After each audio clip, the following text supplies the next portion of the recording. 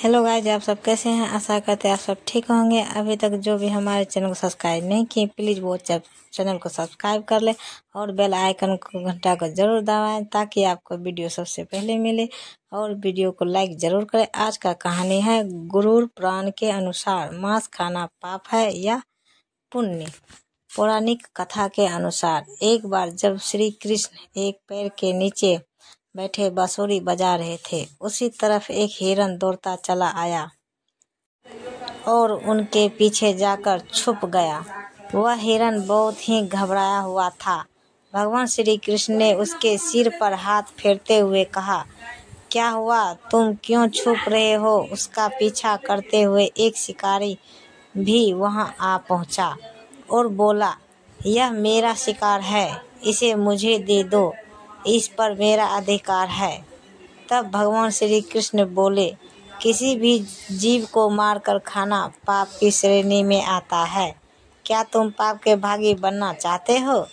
मांसाहार पुण्य है या पाप, क्या तुम धर्म को नहीं जानते। तब वह शिकारी बोला, मैं तुम्हारे जितना शिक्षित तो नहीं हूँ, यह जानूं कि मांसाहार पुण्य है या पाप, पर मैं यह जानता हूँ कि जीव को मारकर खाना इसमें कोई हर्ज नहीं है।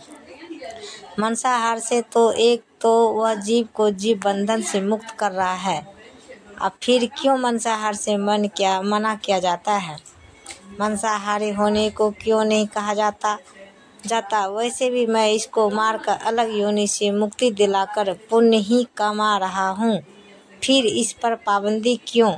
इसे तो प्रोत्साहित करना चाहिए। जहाँ तक मैंने सुना है कि जीव हत्या तो शास्त्रों में भी बताया गया है। राजा लोग शिकार क्या करते थे। ऐसे तमाम तर्क देते हुए श्री कृष्ण से पूछा, क्यों ये मांसाहार गलत है और पाप की श्रेणी में आता है। आप ही बताइए, मांसाहार पुण्य है या पाप। भगवान श्री कृष्ण समझ गए कि इसकी बुद्धि मांसाहार खाने के कारण तामसिक हो गई है और उसने सोचा और समझने की बुद्धि भी खो दी है।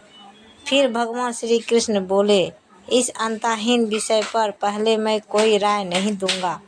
मेरी इस छोटी सी कथा सुनाने के बाद तुम्हें उत्तर देना कि मांसाहार का पुण्य है या पाप, और तुम्हें मांस खाना है या नहीं। वह शिकारी सोचने लगा कि इसमें मेरा तो कोई घाटा नहीं है, कथा को मैं सुन ही लेता हूँ, मेरा मनोरंजन भी हो जाएगा और बाद में मुझे इसका मांस भी मिल जाएगा। तो भगवान श्री कृष्ण ने अपनी कथा आरंभ की। एक बार मगध में खाद्य संकट खड़ा हो गया था। अन्न का उत्पादन कम हो रहा था। राजा को चिंता हुई कि यदि इस समस्या का शीघ्र निदान नहीं किया गया तो सुरक्षित अनाज भी खत्म हो जाएगा और संकट भीषण हो जाएगा। तो सम्राट ने अपने राजसभा में पूछा, देश की खाद्य समस्या को सुलझाने के लिए सबसे सस्ती वस्तु क्या है।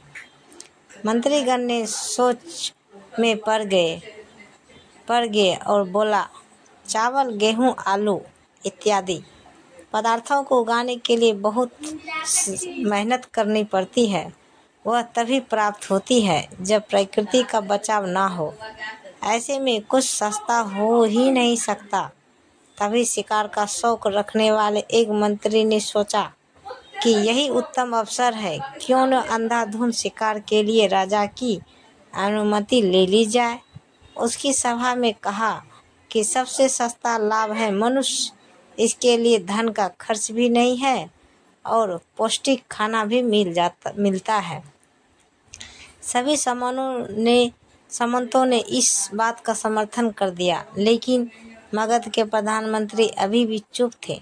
सम्राट ने पूछा, प्रधानमंत्री आप चुप क्यों हैं। आपने कोई अनुमोदन नहीं किया, आपका क्या मतलब है। प्रधानमंत्री ने कहा, मैं यह नहीं मानता कि यह कहना सही है कि आदमी सबसे सस्ता है। फिर भी इस विषय पर मैं विचार आपके सामने कल रखूंगा। प्रधानमंत्री उसी रात मांसाहार का प्रस्ताव रखने का सामंत के घर पहुंचे। समय से इतनी देर रात प्रधानमंत्री को अपने घर पर आया देखा तो वह घबरा गया। किसी अन्य की आशंका से वह कंप गए। प्रधानमंत्री ने कहा, संध्या को महाराज बीमार हो गए हैं, उनकी हालत बहुत खराब है। राज्य वैद्य ने कहा कि कोई शक्तिशाली देह का 2 तोला मांस मिल जाए तो राजा का प्राण बचाया जा सकता है। आप महाराज के सबसे विश्वास पात्र हैं, इसलिए आपसे योग्य कौन होगा। इसके लिए आप जो भी मूल्य लेना चाहते हैं आप कह सकते हैं। तो इस काम के लिए मैं आपको 1 लाख स्वर्ण मुद्राएं भी दे सकता हूँ। एक बड़ी जागीर भी आप मांग सकते हैं। बस आप अपनी इच्छा कहें, मैं कतार से आपके हृदय को चीर कर बस 2 तोला मांस निकाल लूँगा। यह सुनकर सामंत के चेहरे का रंग फीका पड़ गया। वह सोचने लगा, जब जीवन ही नहीं रहेगा तो लाख स्वर्ण मुद्राएं से मैं क्या करूँगा और बड़ी जागीर भी किस काम आएगी। वह झटपट अंदर भागा और अपनी तिजोरी से 1 लाख स्वर्ण मुद्राएं लेकर आया।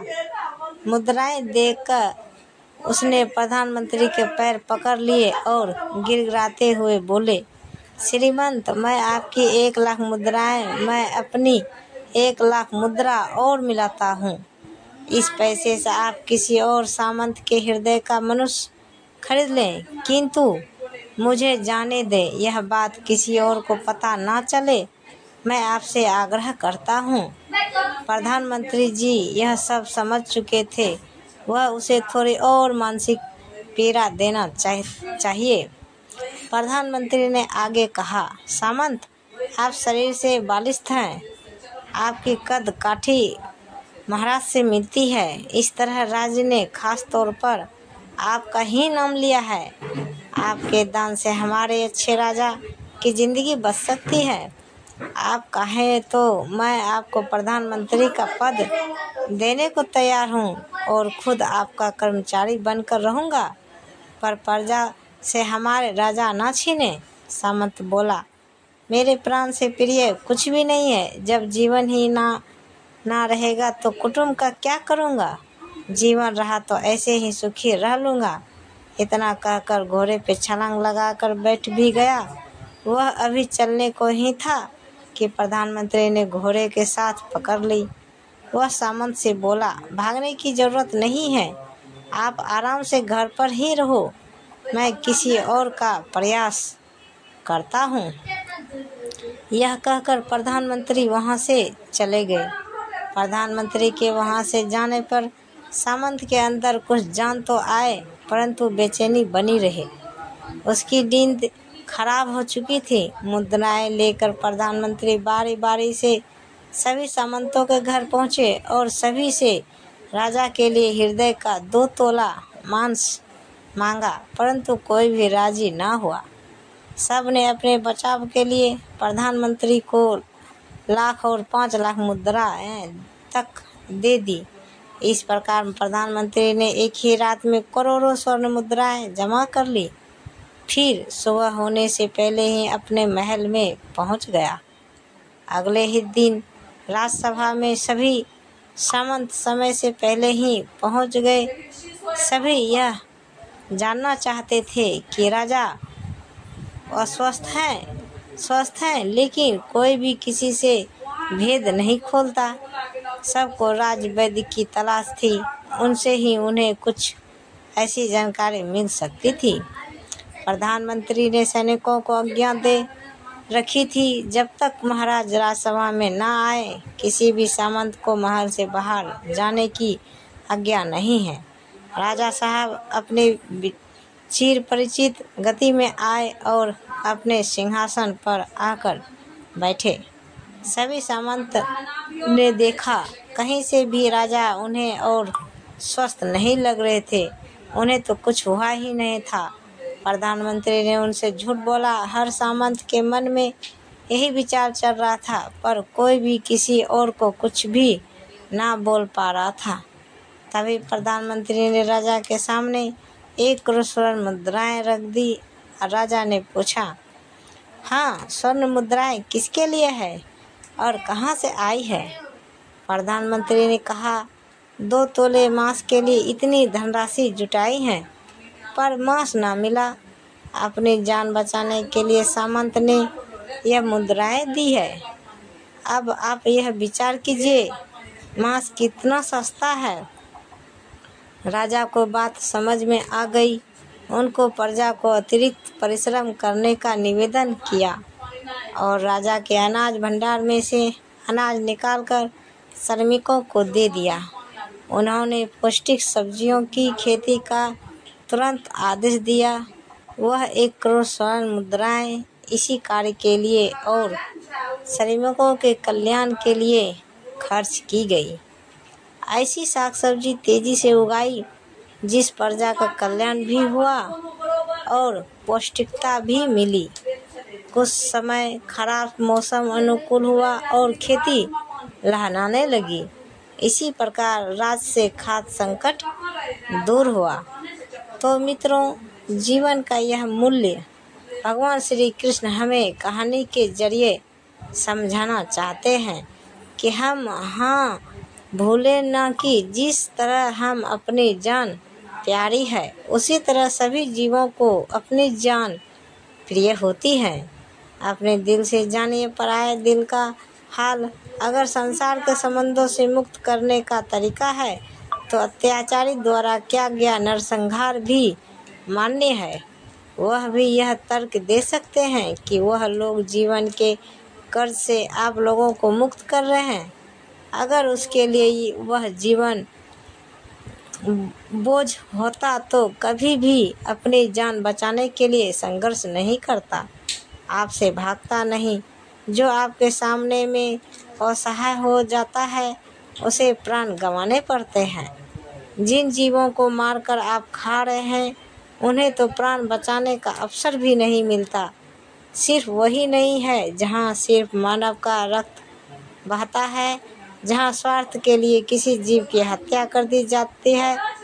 हम अंत समय में जिंदगी भर के पापों के लिए जिंदगी भर सुख कर्म करने की कोशिश करते हैं, परंतु हम यह भूल जाते हैं कि जब वह जीव हमारे लिए काटा जाता है और हमारे लिए तड़पा, उसका श्राप हम इस जीवन में नहीं बल्कि अगले जीवन तक नहीं छोड़ता। परमात्मा से यह ज्ञान पाकर शिकारी परिपूर्ण हो गया और उसे ज्ञान की प्राप्ति हो गई और वह जान गया था कि महानता जीवन लेने में नहीं बल्कि जीवन देने में है। शिकारी भगवान के आगे हाथ जोड़कर वहां से चला गया और उसने कसम खा ली कि वह अपने संपूर्ण जीवन में किसी को भी कभी चोट नहीं पहुंचाएगा। तो गाइस, ये कहानी सुनने में आपको कैसा लगा कमेंट में हमें बताएं और ऐसे ही वीडियो देखने के लिए हमारे चैनल को सब्सक्राइब करें और वीडियो को लाइक ज़रूर करें। धन्यवाद। तो गाइस, मिलते हैं अगले वीडियो के साथ। तब तक बाय बाय गाइस।